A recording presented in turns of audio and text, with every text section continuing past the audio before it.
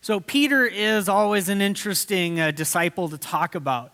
And I'm convinced that Peter had spent a lot of time in his youth doing something, I guess, like yoga, because he was very good at sticking his foot in his mouth. And the story of Jesus' life and ministry is filled with examples of Peter either getting something really right, but then getting something really wrong. So like at the mountain of transfiguration, he actually got it. He said to Jesus, "You are the Messiah, the Son of the living God."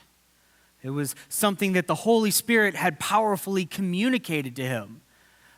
But then like 2 lines later, Jesus calls him Satan because Peter totally misses the point.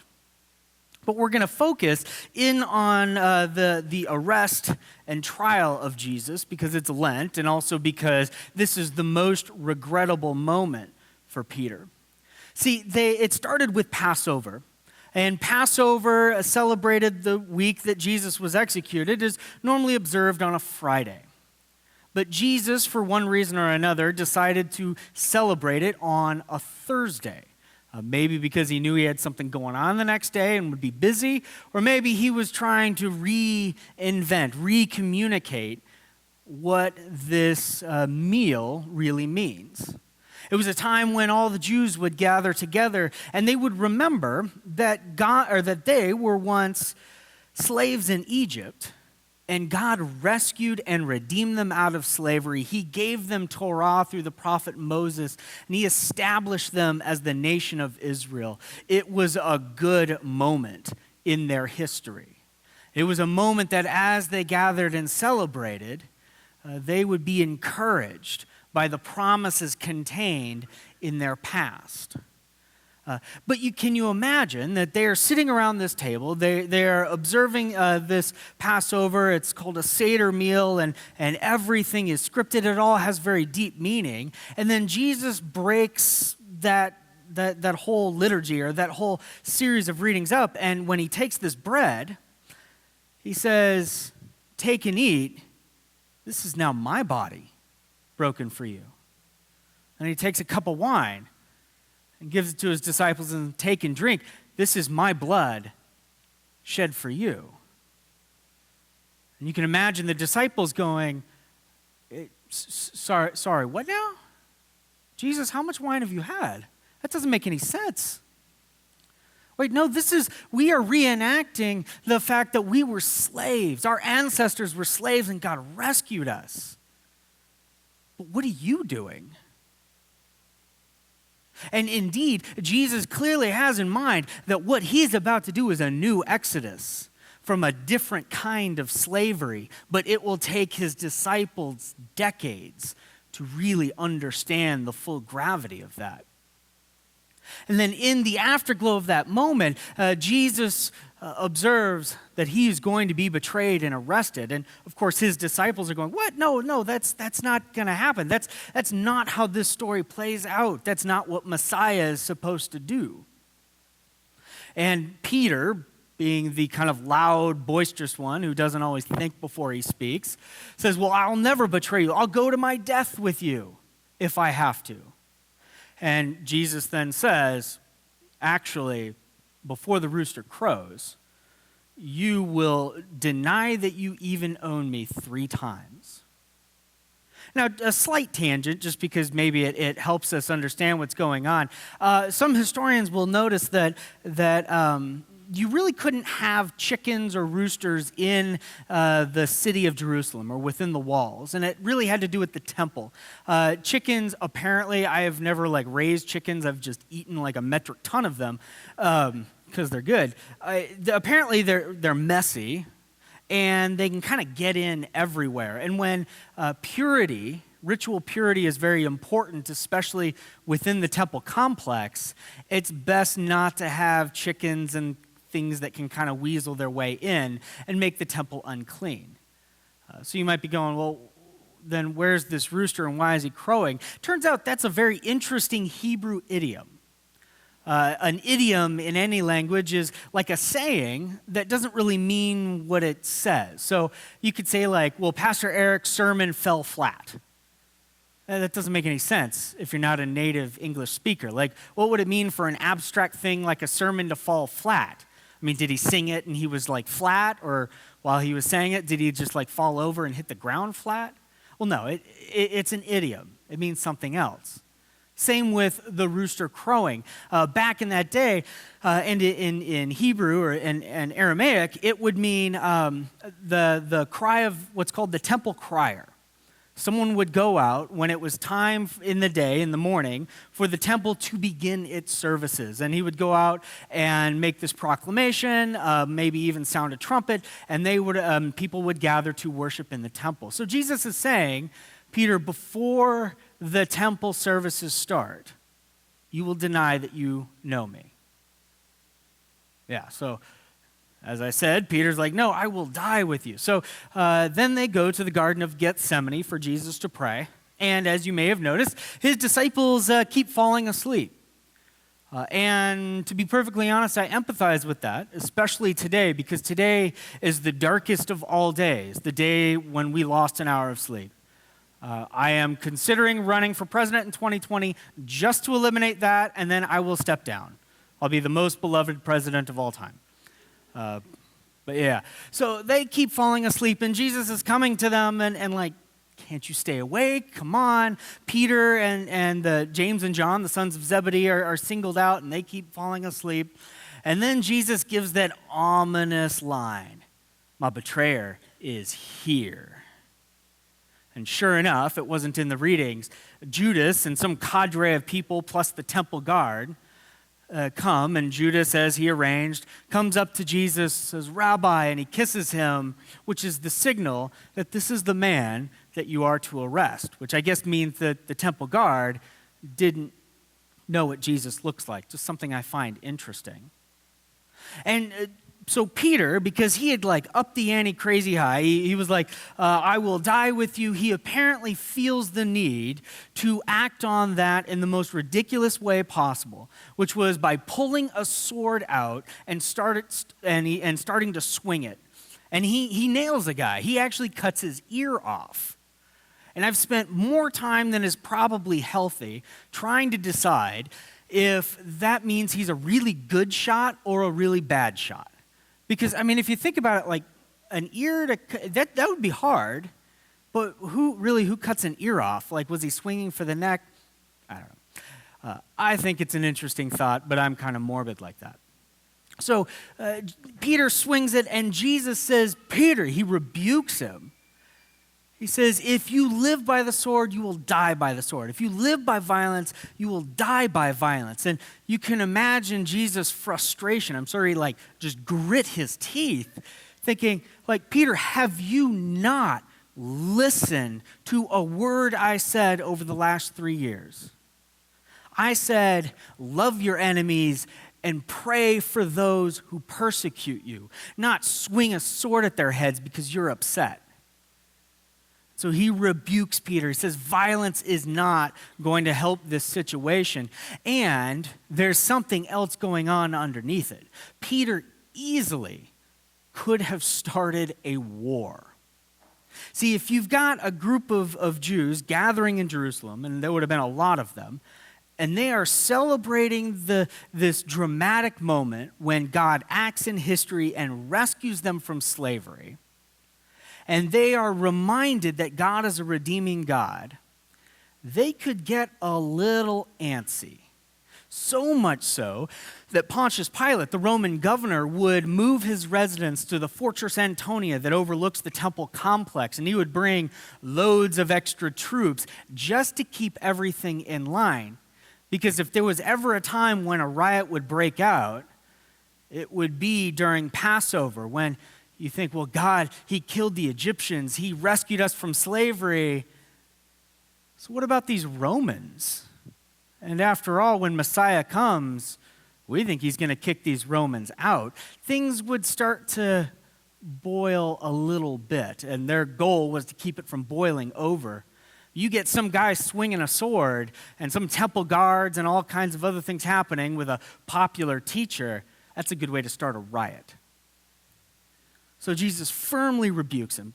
No, violence is not the kingdom of God. And so he's arrested, and Peter follows him. And he is kind of, outside this courtyard. He's trying to see what's going to happen to Jesus. And it's not unnatural for Peter to be afraid. Even though he said, I am going to be loyal to my death, I am not afraid, effectively. Because if you grab the leader of some potential rebel group or rebel movement in first century Judea, your best move next will be to wax his inner circle of leaders. Because if the leader goes down and nobody else, well, you're going to start having another, like one of his disciples or inner circle, raise up and keep the movement or the fight going. And because Peter was specifically chosen to be the leader of the disciples after Jesus left, he's next. So he has some incentive to deny that he knows Jesus. I'm not saying it's the right thing. So they say, well, hey, I recognize you. You were with Jesus. No. Hey, weren't you with Jesus? No. Hey, you have a Galilean accent.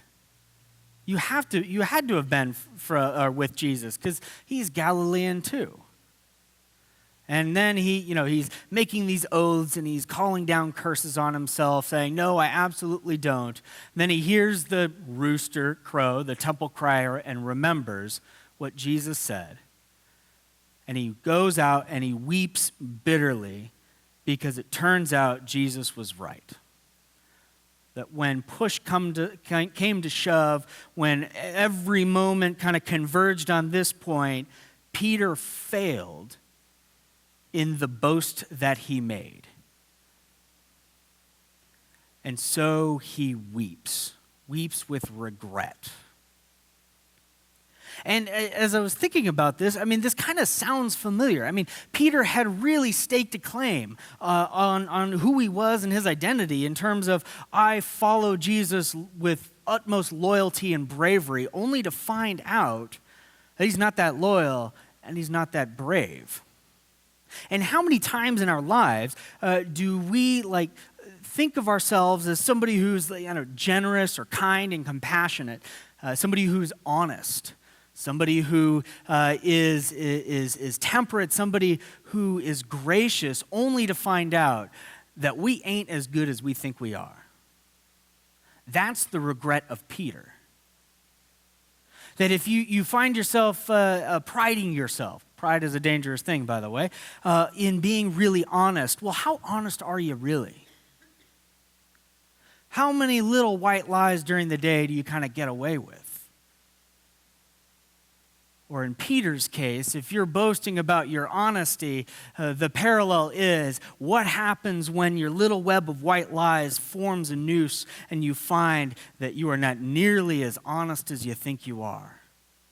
Or you pride yourself on being kind, being forgiving and gracious until you find yourself stuck in traffic for like an hour and you want everybody to die.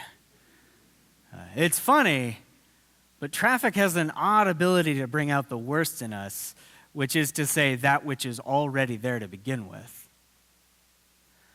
If you pride yourself on being generous and you've got money sitting in the bank, just a little bonus, a little extra saved up for no reason, yeah, I could give it to that family across the street that's really hurting, but I've done enough already. Is that really generous? No. The regret of Peter is our regret too. There will always be a time when we find that we are not as good as we thought we are. We are not as brave as we think we are. We are not as loving as we wish we were. We might take pride in something, but when it all falls apart, we weep the tears of Peter, knowing that the way that we patted ourselves on the back, the way that we thought we were worth it, actually wasn't. It's a dark, hard moment, and it happens to all of us. And so the big question for Peter now that he has in fact denied Jesus, is what is going to happen? Jesus made him the leader of the disciples after him. And so when God raises Jesus from the dead, I imagine that being a very mixed and confusing moment for Peter, because it's like, what's going to happen? Jesus knows. I mean, he knew before I did. How is he going to treat me? Is he going to kick me out? And I want us to think about one of the final moments in the book of John, because it says more than you might think. Jesus and Peter are walking along the shore, and Jesus says to Peter, "Peter, do you love me?" And Peter says, "Yes, I love you." Then he says, "Feed my sheep." It's his process of reinstating Peter as the leader of the disciples. He says, "Peter, do you love me?" He asked again, and Peter says, "Yes, you know I love you. Tend my flock." And then a third time he says, "Peter, do you love me?" And it says that Peter's heart broke. It's kind of my pseudo translation. And because his heart broke because Jesus asked a third time, "Do you love me?" And Peter said, "Lord, you know all things. You know that I love you." It's this cry of despair. In English, we don't hear what Jesus is actually doing. See, if you've gone to Bible studies, you probably know that in Greek there are multiple words for love, and they all have kind of a different nuance, a different aspect of love. And there are two words for love used in this particular section, this conversation. The first is agape. That one's pretty popular. People know what agape means. It's often used as to describe divine love or unconditional love. It's the highest form of love in the human experience. And the other word is philos, or phileo, which is more of like a brotherly friendship kind of love or loyalty. It's a good kind of love, not quite agape, not quite that unconditional self-giving love. And in case you end up on Jeopardy, if you take philos and brotherly love or kind of that special kind of love, and then the word for brother, adelphos, Philadelphia. Ha! I thought that was funny. If you're ever on Jeopardy, it's the city of brotherly love. So here is my translation.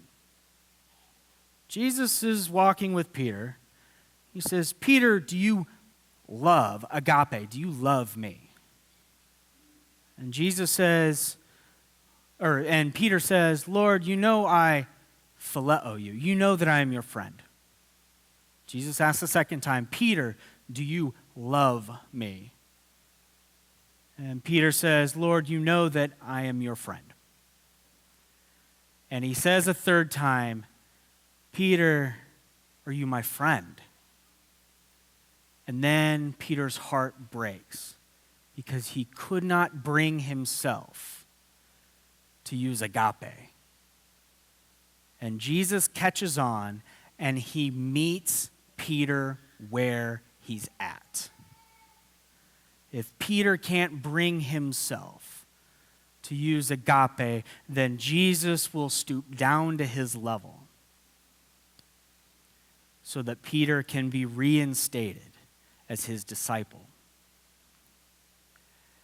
And the interesting thing about living with this kind of regret, the kind of regret that comes from us patting ourselves on the back and justifying ourselves, well, I'm a really good person in this regard, I don't do this, I do this, whatever it is, only to realize that we ain't as good as we think we are because life circumstances or something else, we are confronted with the darker parts of our lives.